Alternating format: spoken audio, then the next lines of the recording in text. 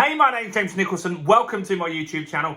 I've just watched for 2 hours the Bank of England's notes. I've read everything on their website, and then I've watched their press conference in full, listening to all the questions being repeated again and again and again by journalists. And I've got all the information that you need to know about today's interest rate meeting, what it means, and what are lenders already doing. There's some good news on the horizon there. So while you're here, and before we jump into this, make sure if you haven't done already, you subscribe over here and hit the bell notification. We're going to hit 12,000 subscribers very, very soon. You could be that 12,000 subscriber. So smash subscribe. And while you're here, we have to do this on every video. Smash the like button, tickle the like button, do something to the like button over there. Go on, do it right now. That really helps us with the YouTube algorithm. We did 400,000 views last month. Let's beat it this month. That is the most important thing you could do to help me. So, the Bank of England meeting. Wow, that is dull, I'll tell you that.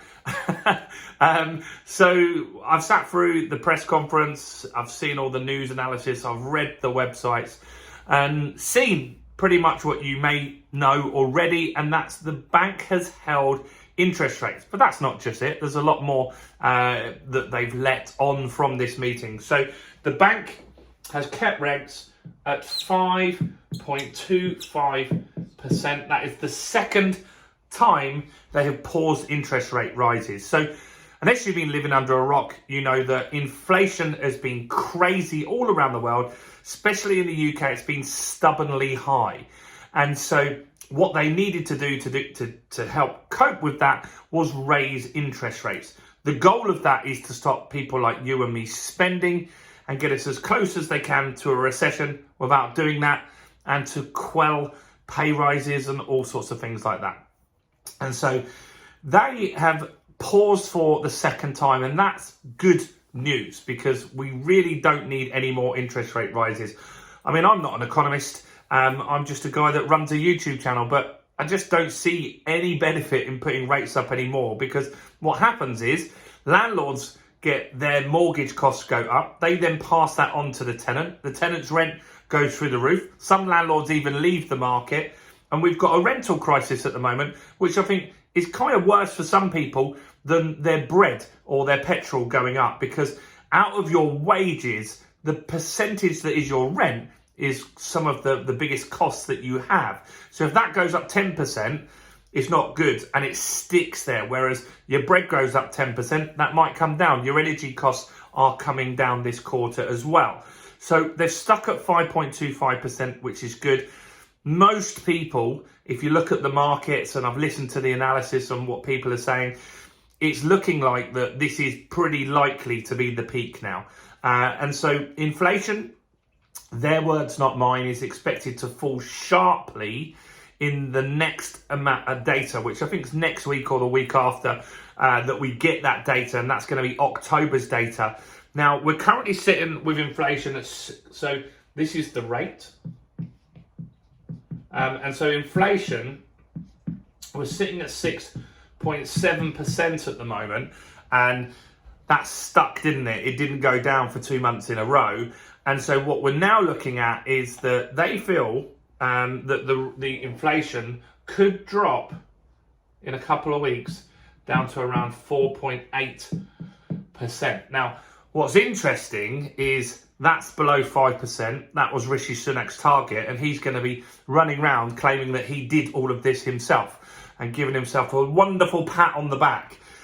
I don't really see much policy from the Conservatives that got there. It's inevitable that eventually inflation was going to drop. So that's good news anyway, and that's mostly from the energy costs.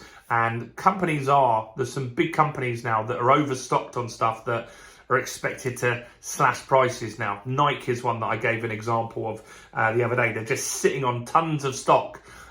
People aren't buying because of interest rates going up, credit cards being maxed out and stuff like that.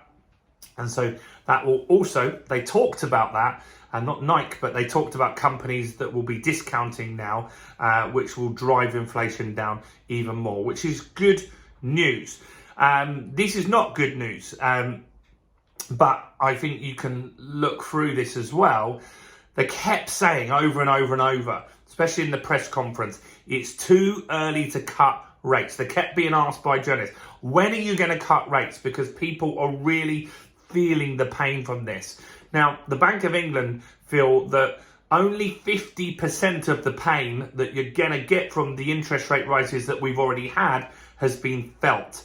As in, 50% of the people have come off a fixed rate deal and they've gone on to a higher rate deal now. They feel that there's still half of the people are still on these ultra low rates right now, and they're going to feel that pain in the coming months. And that's like interesting to see that we're only about halfway there on that one. So as I said, they kept saying no rate cuts, no rate cuts, no rate cuts. However, they're going to say that, right? They will always say that we're not going to be cutting rates anytime soon, that rates are going to be held high, because otherwise the benefit of the rate that it sits at today won't be felt. If they say to you today, look, this is where we're keeping it now, next month we're going to cut rates, then everyone gets all excited and just waits and thinks next month everything's been back to normal. They won't tell you ahead of time that they're planning to cut rates. They will just cut the rate. Probably we'll see the Federal Reserve do it first, the Americans, and then we will cut rates. We're normally the day after anyway, so it will be quite close when that happens. What else is there? Now, this is interesting. The economy is not looking great.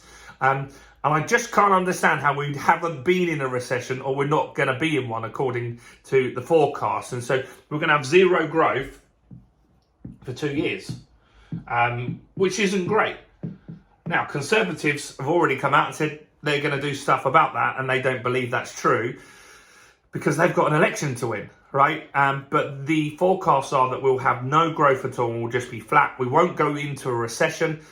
They've said that quite a few times, and it has been right. We haven't gone into a recession. I don't know how, because a lot of people feel very doom and gloom about what's going on, especially you guys that comment below are telling me market's going to crash, everything's going to be doom and gloom. So, yeah, there is that thing where we could just flatline for the next 2 years, which is not good either. And the vote, so this is interesting. So there are 9 members of the Monetary Policy Committee, and 6 of them voted to hold, and 3 of them voted to increase rates. Not good that we've got that. That's fairly strong that we've got a hold here, but that's fairly high. There's 3 people there that want to increase rates even more. And the Bank of England just kept saying over and over and over, all they care about is inflation, right? That's their main focus. All they care about is driving inflation down. They're optimistic that the GDP is going to be fairly flat, that we're not going to go into a recession. They're optimistic that inflation is going to drop, but they kept saying that if needed, then rates will go up. But you have to understand with all of this kind of stuff, like I said, they will say that because they've got to be seen that this is serious and we are pushing that inflation down. And they emphasise that it's the poorer people that get hit hardest by inflation.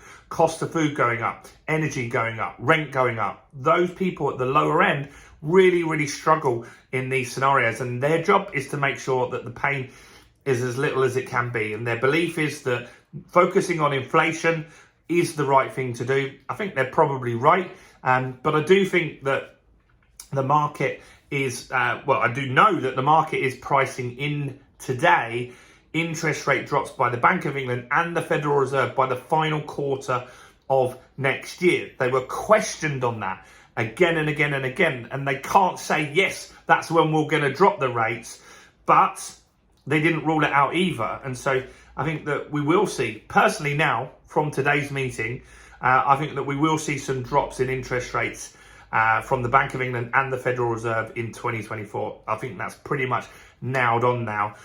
Inflation, longer term, they feel that we'll get below 5% this month, which will be October's data. And then they feel that 2024 will pretty much be a 3% inflation all year. That's where they feel that that's going to end up going, 3% all year, which is interesting to see. A lot better than what we've got right now. Now, lenders, interesting stuff. I'm going to do some videos on this tomorrow when we've got the data.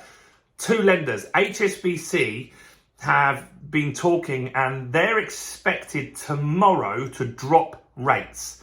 HSBC are going to do another drop on interest rates, and Santander are talking about doing the same. Now, HSBC, the goal is to just get out there first, get the headlines, because that really helps you sell more mortgage products. That's their goal tomorrow, is to drop rates. How much?